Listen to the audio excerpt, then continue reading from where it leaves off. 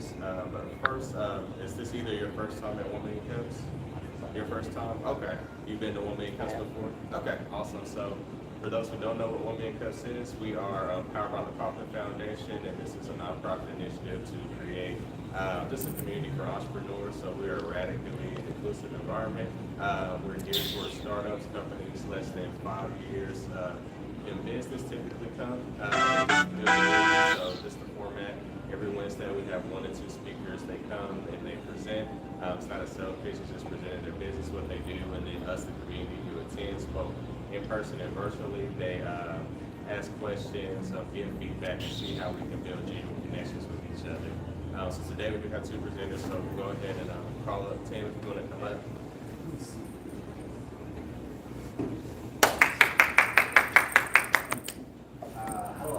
Got the clicker here, so this is that's forward and that's me. One side. Oh, okay.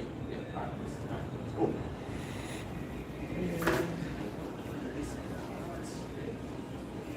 Okay, guys, welcome. I'm here to present my fintech app called Dime Time.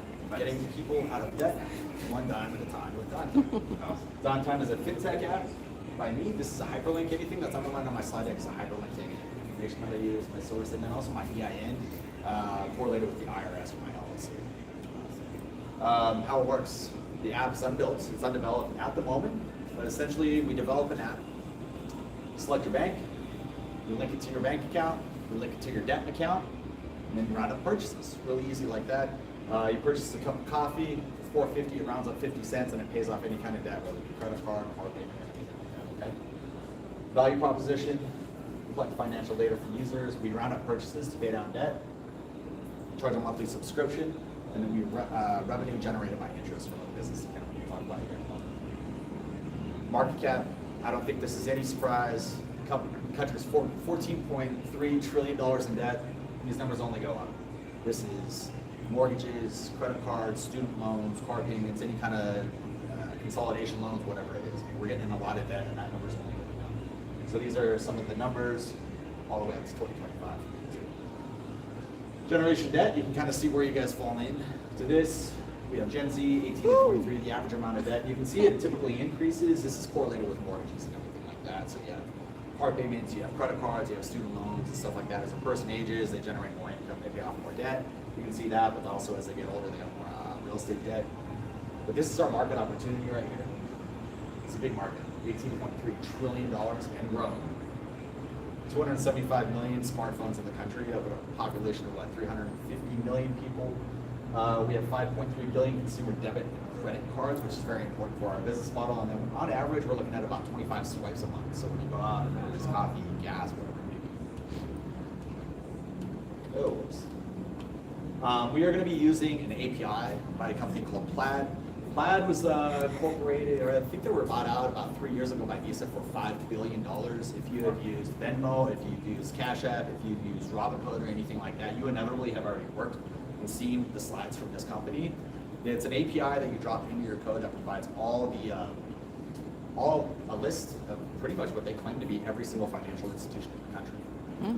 So essentially what they would look like is like a slide deck like this. You drop their API into your slide, you'd be able to select your bank and go from there with Dime Time. Provides 25 cents a user. So their company grows as your company grows. So it's like if we were to acquire 1 million users, 25 cents per user, that's $250,000 towards them. They're able to like produce their APIs and stuff like that for companies. Middleman between Dime Time and then also a person's bank account and debt accounts. Provides a list of banks, like I said, all over here. Once a person logs into their bank account, Dime Time will begin to collect a lot of financial analytics on the users as they set up their accounts with Dime Time. Some of the data collected, if you have used Cash App, if you used Venmo, if you used Acorns, this and Robinhood is another one. Those are some of the main ones. This is the amount of information that these companies already have. You have your name, phone number, address, email, your account averages, your current account balances, 24 months of geolocation purchases, all your assets, your income sources, verification of employer, debt, internal, basically everything. If you have used any of those apps, that's the company Plaid, and that's where it purchased for about $5 billion Visa. So that's going to be one of our integral parts that we need to be successful with Dime Time. Data storage. Gets into, you got to store this data somewhere. Amazon Web Services, typically what I selected. Cloud storage hosted by Amazon, AWS. We pay Amazon just as our data collection and everything like that grows, they charge us more. So it's very low barrier of entry. And then it enables us to kind of like grow and scale with like data like that as far as the company goes. Revenue. Looking at charging a $1 monthly subscription. I want the app to be free to be downloaded, but I also want it to be charge somebody $1. So free in the App Store, but $1 per month. We're going to be talking about a sweep account here. We're going to be collecting users' information and their data, and then we're also going to be collecting their money. We're going to be collecting interest off their money in a company bank account called the sweep account. Probably going to sell some data to a lot of large consumer companies, Nike, Walmart, Amazon, whatever it may be, and this is going to make up our total revenue and everything like that for them. Sweep accounts. This whole thing was a little mind-blowing. A sweep account is a business account, right? So if somebody downloads Dime Time and they're purchasing, like a cup of coffee and stuff like that, ideally, we're going to round up purchases, we're going to put it into our sweep account, and it's going to be yield about 1% to 2% interest. The investments will live there until we pay off. Our payments are going to break off every Friday, is what I decided. Linked to market funds, they open in New York on the East Coast, and then they sweep across the globe. They go from the East Coast to the West Coast to Australia to Asia, Middle East, all the way back around to Europe. So essentially, with this amount of money, they're collecting anywhere from 1% to 3%, depending upon market conditions, 24 hours a day, interest. And so we're making money off of other people's money before we break off payments and everything like that. Customer discovery. This is a little old, this is a little dated. I would like to definitely transition to TikTok. But to give you an idea of customer discovery, who's going to use this, I created essentially a Facebook page for Dime Time. I spent a PPC campaign, I did it for a month.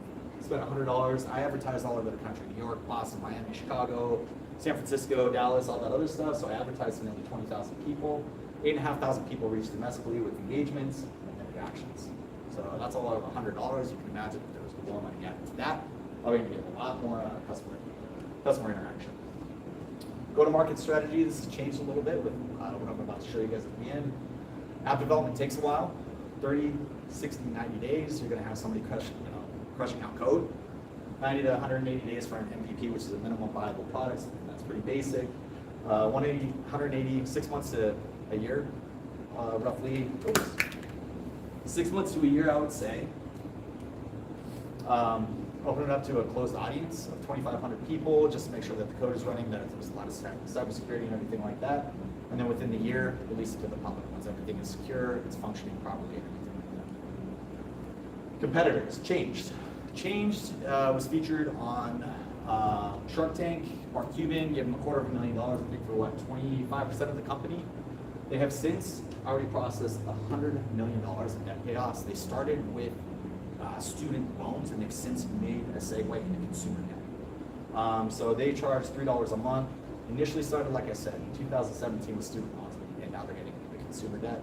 The other competitor, Points, started in 2017, filed for bankruptcy in 2023. It was reported online that they were stealing a bunch of excessive money or something like that. They had upwards of $15 million paid off with a $10 million valuation in a very short amount of time with $100,000. They were very expensive in comparison to Dime Time, so we're talking about a $3 subscription, and then they would transfer money and they would increase the amount per transfer with everything. And I actually use their app, it worked well, but we're taking money, so you can't have that. Direct comparison. First to market, Coins, first to run the business life cycle. They're born, they worked, and now they're dead.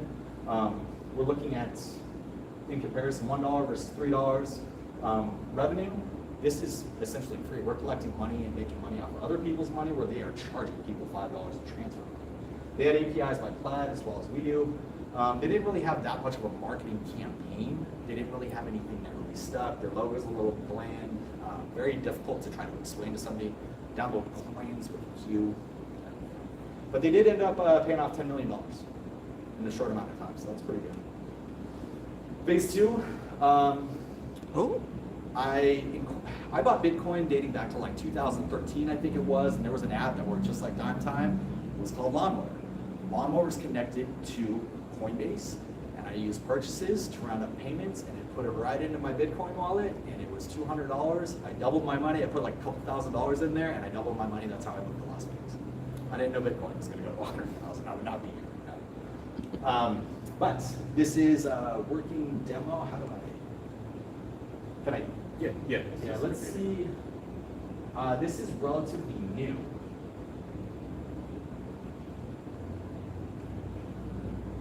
If you guys would like to scan this QR code, scan this, and I'm actually curious to see what you would kind of what it pulls up. So this is a working demo that I have. This demo has been created by artificial intelligence, and this is brand new to me as of like last month. And this drops a lot of the barriers of entry. There's an app called Replit, and I basically instructed the app to build everything as far as the APIs, the API keys with Plaid, with Coinbase and everything like that. I told it exactly what to do, and this is kind of what it came up with. And this is what it looks like. Let's see. We have transactions. Some of the transactions and whatnot, stuff like that would actually look like this. With rounding up purchases and everything like that. Debts, this is your debt, progress, minimum payments and everything like that. Our app will be able to calculate who's, how much debt you're in, how much time it's going to take to get out, and everything like that. And then with crypto, just like Lawnmower actually went out of business as well because they weren't able to monetize their business. So ideally with Dime Time having the function of rounding up debt, rounding up purchases for debt, you can do like a 60-40 parameter where it's like 60% of my roundups go to debt, 40% goes into crypto, or vice versa, or if you just want to get into cryptos or whatever it is, it's kind of like a really good way to do it. So this is kind of what that would look like, insights and everything like that. So this is all done by artificial intelligence. This is all like brand new to me, and it drops a lot of the barriers. This app is hosted right now on a website, but it's actually, according to the app, is ready to be deployed into the App Store as of right now. I just need to get API keys for both Coinbase and Plaid, and then I also got to create a suite account where it has an API key for it. Now, this is a really, really good way. And this is kind of like I said, I've done a lot with like chicken and the egg scenario. Apply for a business loan, I need money. I need money to build an app to start, help people get out of debt. The banks are like, well, we need revenue to give you the money. I'm like, I need money to build the app to get the revenue kind of thing, So it's been this kind of like back and forth. This alleviates a lot of it. Rather than hiring a team of 5-6 different developers that'll take 3-6 months, it's already done over the duration of the last 2 or 3 weeks. And I essentially just need a person to look over it and just confirm it. Okay. So. And that concludes my presentation. Yeah, that's awesome. So Tim, I'm curious, how much money between now and going live do you need? So the initial app development, when you look at domestic app development, it works out to be anywhere from $125 to $250 an hour. And I was looking at, and I've talked to a couple app companies here, and they were saying anywhere from like $200,000 to $300,000. With AI, way down. And so this is ready to deploy into the actual app market, and it'll give codes and command and everything like that as far as what needs to be done and redirected. I need to get an account on Swift, which is the language that Apple uses, and everything like that for like $100. But other than that, it's ready to like actually start making it and functioning it. Into the app. So what's the number? An ideal amount, given that $500,000 would be like the ideal, as a very low end. That would help me purchase a website. I got to get a legal team, get into marketing. That's probably another thing that I'm going to look. Google just came up with like VO3, and I started playing around with that, and I'm like, it alleviates a marketing campaign. Whereas, like I said when I first started, I wanted to have a bunch of young people holding up funds so they can get out of debt one dime at a time with Dime Time. You just have AI do it. I'm gonna make everything for you. And so it's just like these things that you can deploy on a marketing campaign with TikTok. And it drops the costs and it drops the barriers of entry a lot. So did you say $500,000? Yes. It doesn't, what you have described doesn't sound to me like it adds up anywhere close to $500,000. It would be, I haven't calculated the cost with this AI. Like I said, it's brand new. It would be less, but I mean, as far as seed funding and everything like that, I mean, that would be a comfortable amount. Like I said, with legal, with insurance, with advertising, marketing. You know, the purchase of dimetime.com is like, the guy that owns it is from Hamburg, Germany, and so he wants to sell it to me for like $5,000 kind of thing. You know, it's these small little costs that add up, and also like hiring somebody that's going to be able to look over the code and everything like that. So. Gotcha. What are your revenue projections? I think if Changed was able to do 100 million, have you ever heard of Changed? No. Yeah, me neither. Nobody's heard of them, and they've done $100 million in revenue. And same with Coins, they did upwards of $15 million in the span of like 5 years. They have very, very poor marketing. They have poor branding. Nobody's ever heard of them, and they've done $100 million. I feel like if I deployed a very strong marketing campaign, that I would be able to catch up within 3 to 5 years to $100 million, if not exceed it. Yeah.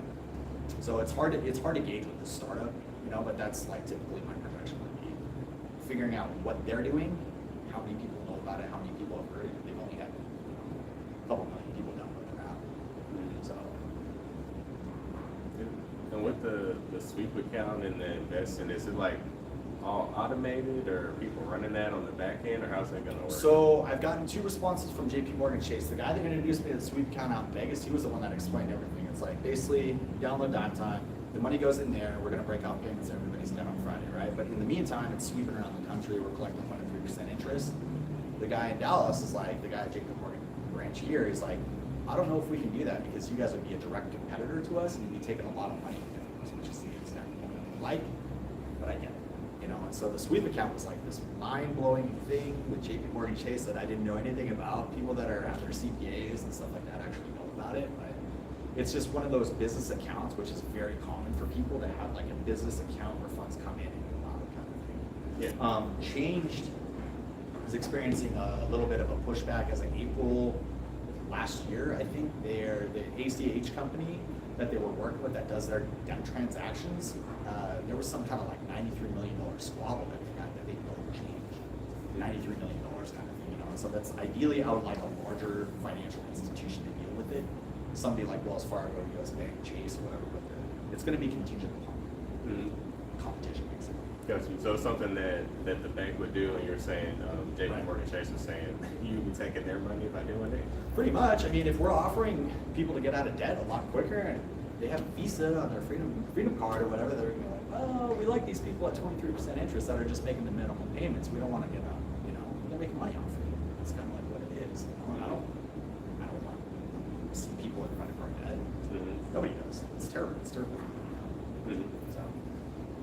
Gotcha. And this is, like you said, linked directly to a bank account, so they would get like some type of a debit card to be able to use for me? The long-term trajectory, potentially yes. Ideally, what I would like to do, once we have all the data, given that all the stuff is hosted by Plaid with the API, with their current bank, and then their debt, Coins was a good example. I had it connected to my Chase account, and I found my account for CarMax. And so every time I did a purchase, it just accelerated payments in my CarMax thing. I was like, this is great. Granted, they went out of business.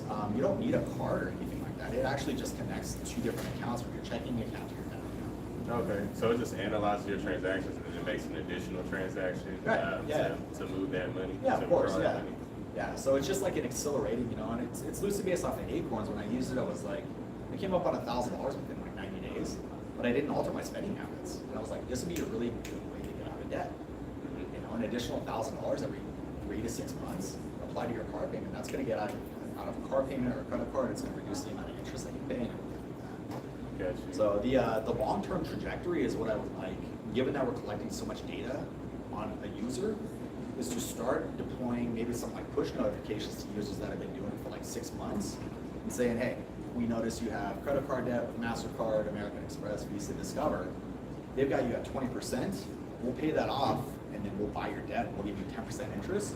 And that would be an entryway and a segue into kind of like taking market share from the larger companies, reducing their debt, and then making money on the other end for people. And that would be kind of a segue into like, here's a downtime credit card kind of thing. lower interest. Mm-hmm. So, Gotcha. yes. And just to make sure I understand it, so it's linked to the bank. I make a transaction. Time to time, we'll make that roundup amount transaction, and then you said every Friday you actually like pay directly to the debt, or is it like So it would collect with you go get a cup of coffee, $4.50, you round up, boom. It takes 50 cents and it rounds up your purchase, right? It then puts it into our account, and to alleviate the transaction, the ACH fees, we'll just have it into our account with all the users until Friday, and then it disperses into everybody's net accounts. Basically, like if you have a car payment or whatever it was, like you know, use your card, use roundups and everything like that, and then by Friday it disperses it. okay? So it goes directly to the credit card company. Right, or whatever you have, card, Whatever you have card set. loan, whatever it is, yeah. Gotcha. So, yeah. Gotcha. Yeah. Okay. So, any other questions? So, where do you go from here? What is your plan to raise the capital and get going? This is brand new to me as of last month. I believe that I can get an MVP into the actual app store potentially by the end of September. Because this also makes recommendations, and I'll show you on my phone as well. But like it's asking me like, are you ready to deploy this just on a web-based application, or do you want to like get in the app store and all that other stuff? And it'll be like, if you are trying to get it in the app store, you need to do this and this and this, and I'll provide AI recommendations on what still needs to be done. It'll run a security code and a scan. I just want like a data analyst or a data scientist to look over it to make sure it's okay. So this is been game changing, because before it was, like I said, getting $500,000 to try to have somebody develop it, wait the 6 months, you know, and just go from there. But this has accelerated everything, and it dropped the barriers of entry drastically. So, No, what are you using? What's it called? it's called Replit. The guy, he was featured on Joe Rogan recently. He's like, hey, there's a lot of people like me. I know a little bit about coding, I don't know how to do it. He's like, there's a lot of people that have ideas for apps that just can't get them launched because they don't know how to code or whatever it is. It's thoroughly impressive. This is all hosted on this is all live on the website right now. So Wow. yeah. What's the cost? Like, how does that work? They have like their beta version, which is free, and then if you want to continue using it, it's like $25 a month. But it'll tell you like how many megabytes or gigabytes that you're using and stuff like that is involved. So you can actually just talk to it, and it'll be like, all right, I want the colors to be like this and this and this or whatever. You know, it's pretty interesting. I'll scan through everything. And that's Replit? Relevant, yeah. Relevant, yeah. Yeah, so it's pretty interesting. This is my first experience with AI as well. So it's been helpful. So, Looks like a resource to put on the board. Yay. okay. All right, on the board. Great. Okay. All right, you guys read it out. Yeah, it's All right. Well, last question for you, Tim. Yes, sir. What is a community can we do for you? I'm looking for business mentorship. I'm looking for coaches, and I'm looking for like people that are willing to take the risk on funding it. Mhm. Because startups are hard. It's I've talked to plenty of people out in the Bay Area when I lived on the West Coast. Everybody's on their new startups. So it's going to be bigger than Uber. It's going to be bigger than Apple. Whether it be working with Sequoia and everything like that. Mhm. I just need somebody that'll like see this vision and know that there's a lot of potential Mhm. to make a segue into the financial markets and start getting people out of debt. Mhm. That's it. I mean, it's a $14.2 trillion market that we're looking at. We're looking at one specific competitor. So I think there's a lot of opportunity there. Gotcha. And are you actually like pitching to investors right now, or? I have. This is the first time I pitched in Dallas. Uh-huh. Like I said, I got my MBA in Vegas at UNLV, Yeah. and pretty much when I graduated in 2020, right at the start of the end of the world, Mhm. and I just kind of like put it on the back burner since then because it was very hard to like raise capital, raise funding, especially out of Vegas, not so much in the Bay Area. Mhm. It's not common to get capital raised like for a tech startup out of Las Vegas. Mhm. So I just kind of put it on the back burner, and then my coworker eventually. So, Gotcha. yeah. Gotcha. Gotcha. Yeah. Awesome. Awesome. All right. Well, thank you, Tim. Yeah, of course. Yeah. Thank Appreciate you. I should sit. I'm sick. All right. So our next presenter is Rich. He doesn't have a slide. He's going to present his book. So y'all give it a hand for Rich.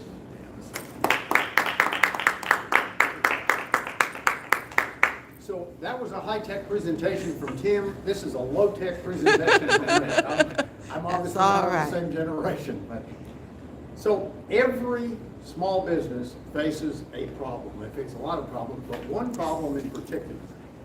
I've been doing small business for more than 40 years, and in every company I have faced the same problem. And I think I have a way to attack. I know I have a way to attack it. So here's the scenario. your startup has grown from just you to you and 4 people. You're working 12 hours a day, 18 hours a day, 7 days a week. You've never had more fun. But it's time that you focused on the things that got you into business in the first place. Vision, product development, marketing. Those are the things that most entrepreneurs are strong in. The difficulty is there isn't enough time in the day for you to mess with shipping the product and supply chain issues. You can't concentrate on the things you're good at. So it's time to bring in an operations person, or it's time to promote someone to an operations role. If you bring in somebody into your organization, you run the risk of, number one, draining your finances, number two, bringing in someone who doesn't share your entrepreneurial vision, but is trained as an operations person. And number three, if that person isn't compatible with the environment that you have created in your small business, your people will not respond. So if that's out, you look at the people who are already on staff. Very likely, none of them is ready to be an operations manager. So you're stuck. I'm at the end of my career in my company, which happens to be an HVAC business. We decided that as I planned for my eventual departure, we better get our team ready to run this company in my absence. So we developed a training program. And I'm not going to bore you with the details of the training program, but it occurred to me that in order to get the team fully engaged, I would write a blog every 2 weeks to that 8-person leadership team. And we would try to raise them up into fully functioning quality leaders of the company. And it's worked. I wrote the blog, as I said, every 2 weeks. It was on a different subject, something that was current to what we were going through at the time. And what I found was people began printing out the blog and putting it into a 3-ring binder. And I would see those binders on their desks. Well, we forced them to talk about the blog in the leadership meetings that happened every week. And so they began interacting with each other around the blogs. They held each other accountable to the principles that were in the blogs. And so after 2 years of doing this, I was about out of ammunition. They had made some great strides. And so I said, okay, you're on your own. And I sat back and I watched, and it was working. And I got to thinking, is this information good enough to publish? And I went through one weekend, I read through all the blogs, and there might have been 50 by that time. And I thought, you know what, I'm going to give this a shot. And so I reconfigured the blogs, reorganized them into a book that I call Growing Your Own, Common Sense Advice for Developing Leaders in Small Business. The book was published on May 25th, so it's brand new. I have not yet gone to audio, but I will release that contract on Friday. And so we're going to create an audio version. I should have done that from the start. But this book is out now. Our leadership team, as I said, we started with 8 people. I would say 3 have had spectacular success. And my favorite story is a guy who started at the lowest spot in our company 19 years ago, driving a truck for us, delivering parts. Never had any aspirations for management, didn't know anything about management. And through being around our company for that length of time, and specifically engaging in this training program, he is now one of the strongest leaders in our company. Been fantastic to watch.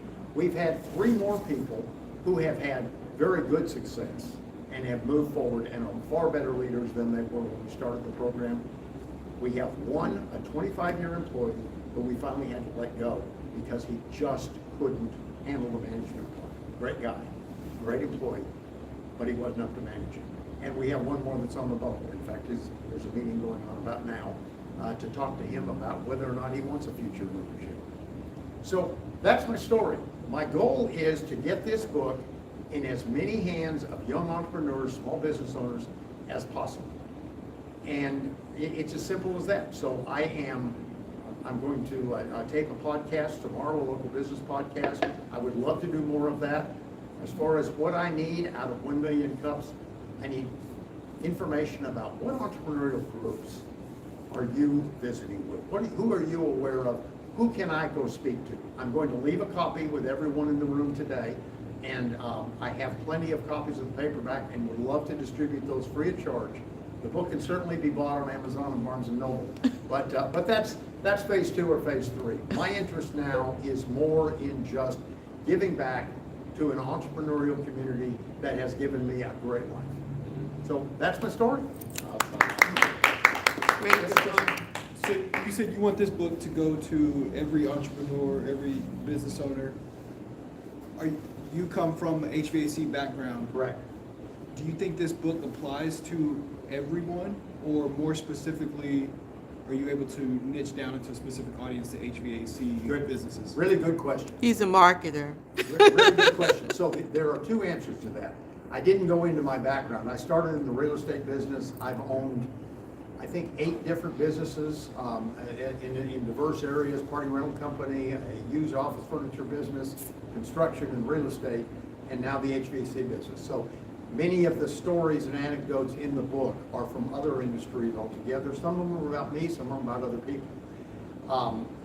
My youngest son called me after I had given him a copy when it was brand new, and he said, "Dad, this is about life. This isn't just about business." So I think the answer is, I think it crosses all businesses. I'm not sure that it is as applicable in the tech world, because it's a different world than the one that I grew up in. So I don't have any experience with technology, or at least running a technology company.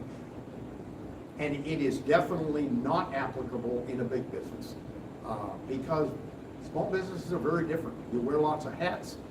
I love the idea that you make decisions in the morning and you get to see results in the afternoon sometimes. For people with short attention spans like myself and most entrepreneurs, that works real well. Does that answer your question? Yeah, and a little bit more on the reason I ask is it's easier to cast a much smaller net than to say my customer base is the world, the entire universe, versus a small niche audience that you can target specifically that would be interested in exactly what you're selling. Also, too, I would ask, like, what is the main goal there? Is it you as an individual or person who has this knowledge that you're selling, or is your idea to sell the book and copies of the book? Or is it overall your experience and knowledge that you have in this business, which could then leverage you to have an opportunity that is sharing that knowledge or packaging it up into much more of a digital format or an offering that could be automated in sales, not necessarily selling a book, but you'd be selling your program and knowledge and everything that is within the book that somebody could then purchase without saying, hey, buy my book. Another fabulous question, a series of questions. I really like that. So I'm not sure that I have the energy left at 76 years old to go digital and create an entire training program. My real goal is to put the book on your desk or on the desktop of every small business person, and they can say, wait a minute, there was a blog about that. And so they open the book. We use a book in that same way called Extreme Ownership, which many of you may have read. Fabulous book. Probably the best book on leadership that I've ever read. And I mentioned it several times in here. We, in our company, we taught a class on Extreme Ownership to all of the employees. We go to that book regularly and say, remember what he said about that in chapter 2? I believe that's what this book is.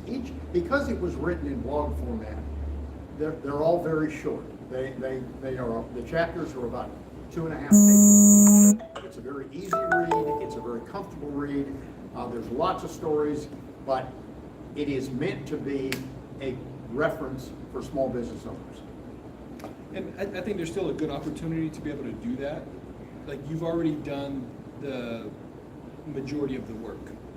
And I think that's taking that and repackaging it. Like, you've already done the back end of it. And I think it's sort of a repackaging way that could be leveraged to how it's presented into that format.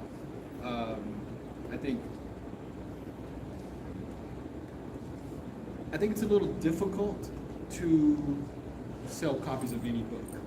I agree. And there's a big portion of sales and presentation to get people to want to buy that book compared to any other book from any other successful 100%. guru, entrepreneur. I mean, you know. 100%.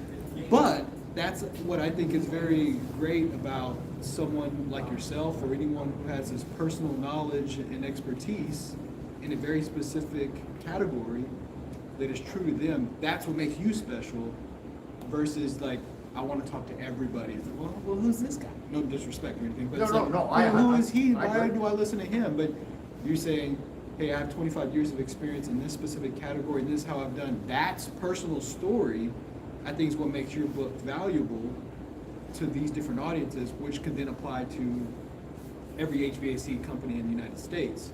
Now you have a specific target that you're kind of talking to and how that could be presented through a landing page, website has your testimony, your business, your information, a link to click to buy the book.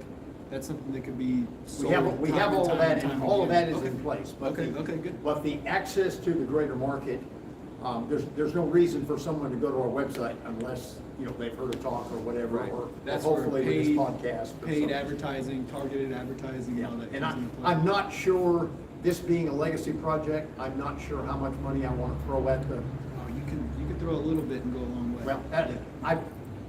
well, that's not my skill set. So talking to someone like you is probably the next. That's what I do on a daily basis. Yes. So, yeah. Well, the cover says to me is geared toward people who are in the trade. So I'm thinking unions, trade associations, maybe a chamber of commerce. They have free events also where you can talk to a wider group of people. So that's what comes to mind when I look at your cover, and I can give you some ideas there as well. Where do you live? I live in Arlington. Do you go to Arlington Chamber of Commerce events? We belong to the Chamber of Commerce. Oh, okay. Are they being supportive? The chambers I've reached out to several. The chambers are not as supportive as I had thought they would be. Really? I think probably I need to go to one of their prepackaged events and be a part of it, as opposed to speak to an entrepreneurial group within the chamber. That's kind of the message that I have. Oh, And that's a blanket answer. It's been my experience so far. I have not talked to every chamber in the Dallas-Fort Worth area. yeah, I'm kind of surprised to hear you say that I- about I was- Arlington, though. I was surprised to get the answer. Yeah. Yep. How do you, in your opinion, when does a small business go from a medium business? Like, how do you categorize size as a business? Is it number of employees? Is it revenue? Or is it locations? For instance, I know you're based out of Arlington. Like, if you're doing work in Arlington, in Dallas, and Fort Worth, when does a small business transition? Like, what's your parameters for small and medium to large business? I think I've been asked that before, and it's hard to put a number on it. I would probably say if your team, not your company, but the team that you're trying to impact is greater than 100 employees, probably these principles are not going to be as well adopted. It's very hard to turn a team of 100 people. But within a relatively large company, you may have a series of teams that are 10 people or 15 people or even 50 people. Those are doable. And I don't think the entire company would have to adopt this. I think a leader adopts these in a small group setting. That answer your question? Yeah. In trade schools, vocational schools, have you approached them? I'd actually put one in the hands of a trade school that we deal with yesterday, and I'm interested to get her feedback. Tradesmen do not come into the business world expecting to be leaders. I mean, I've got a company full of tradesmen. None of them, they may talk about wanting to be a service manager or a lead one day, but they don't know what it means. And so that's what we did in our company. We took tradespeople and we elevated them into become leaders and managers. I'm not sure it would be received at the trade school level, but that's definitely, at some point, picking up those people is a work. I believe that all of us, and maybe it's really life, not it's us, wind up putting artificial limitations on our capacity. We don't see ourselves as a leader, so we don't ever pursue the knowledge that would lead us to be a leader. I'm all about raising the ceiling, regardless of who you are. And one of the chapters in the book is about a guy named Bob who I worked under, smartest man I ever worked with. But he led 2 companies into bankruptcy before he became the number 2 company at a very large real estate company. He was brilliant, but he wasn't capable of being a number 1 guy. So if your idea of success is that I must wind up running an organization, that may not be your lane. And so I'm about raising our ceiling to something that is achievable, and then being satisfied when we achieve it. Wow. I get what you're saying. Yeah. I would say I look forward to reading it. I think one thing that a lot of small businesses struggle with is kind of being forced to step into leadership where they may have started with just providing a service and that's really their lane and what they like to do, but now they have a LLC and they're a CEO and now they've got to do all these different things that they never really set out to do.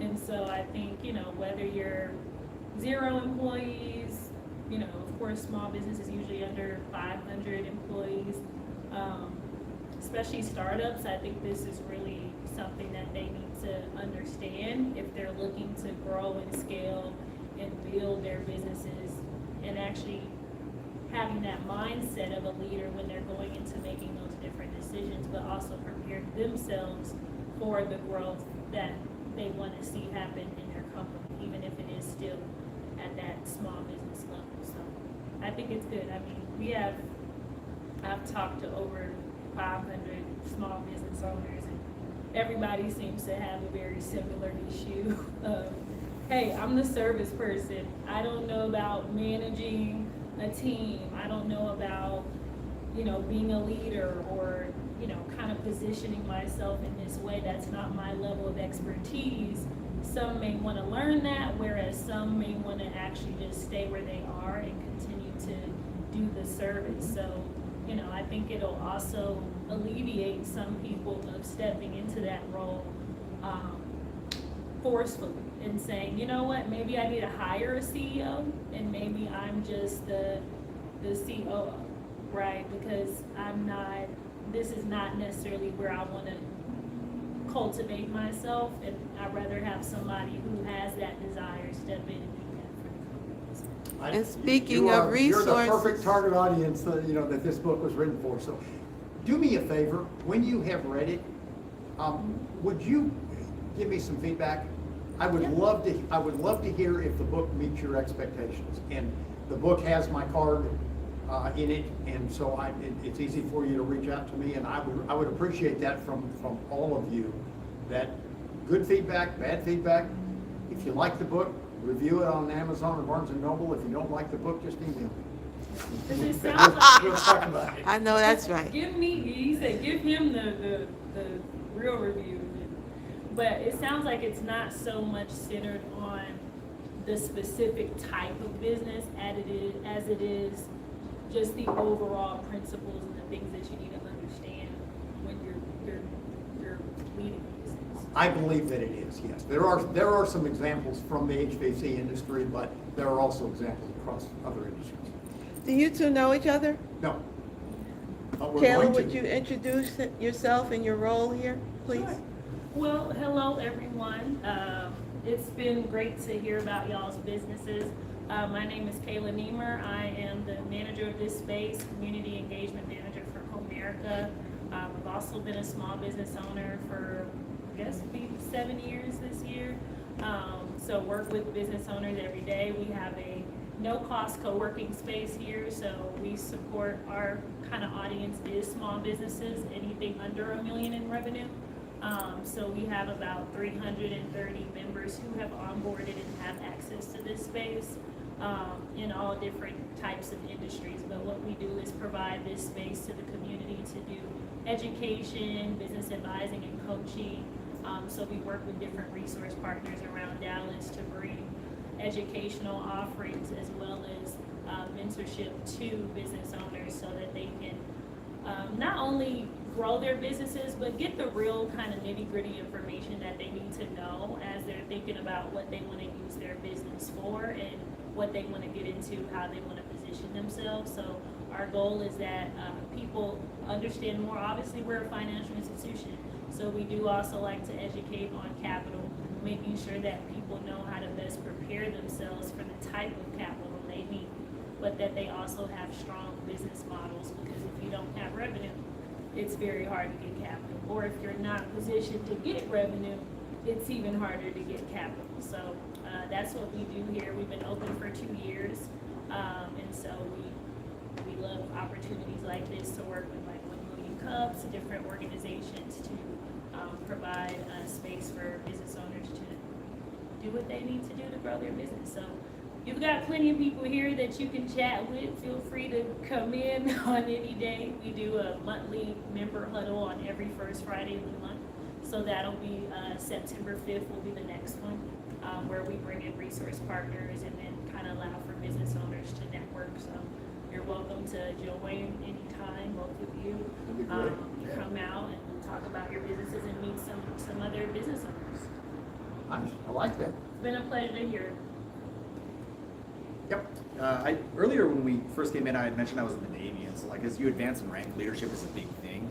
The Navy was very adamant about displaying 3 different styles of leadership: the authoritarian, the democratic, and the laissez-faire. Authoritarian is my way or the highway. Democratic is more of a working together as a team. Laissez-faire is like, if you're in your job, I'm over here doing my job. We're just kind of not working together. I'm just under the assumption kind of thing. Is that, I mean, are those leadership styles applicable into like smaller businesses, or is there more that I haven't heard of or anything like that? I was in the Navy too. Oh, you were? I don't think much of what I learned in the Navy is in the book. Okay.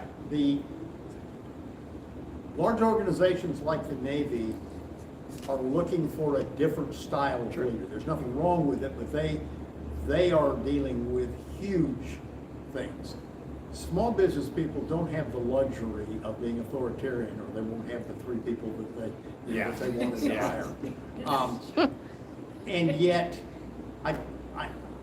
collaboration is a big thing in leadership today, and I speak to it just a little bit in the book. If you're strictly a collaborative leader and you don't ever take the reins and you don't ever say, we're not going in that direction, we're going this direction, because I know that that's the right direction to go. So there's a little bit of all of that probably, but not any, I wouldn't endorse any of those styles for small business. Yeah. I'm that second one.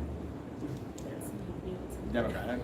No, collaborative. Oh, but yeah. not, you know, when it comes to the stern conversation. It's great to get input, it's and you definitely need to get input, but probably as the head of the organization, you ultimately know the right answer after you get the input, and you're the one charged with making the organization successful. You know, at that point, you make a decision and move forward. Right, wrong, or indifferent. Thank you. Thank you. Awesome, thank you. Yeah. Ever considered coaching? Ever considered You know, mentoring and I coaching thought business in my owners? retirement, I thought mentoring was going to be what I wanted to do. And I haven't ruled it out, and this may be an entree into that. I would like to do it, but I haven't been presented as an I said we can opportunity. grab anything from the I back think to this time. Okay. You know, with how We'll get you're this right positioning the book, All right, putting it I'll- out there, maybe just having a scheduling link for like if people wanna have a 30-minute discussion, That's a maybe real good pick idea. your brain kind of session or something. We could do that on the website, really. Yeah,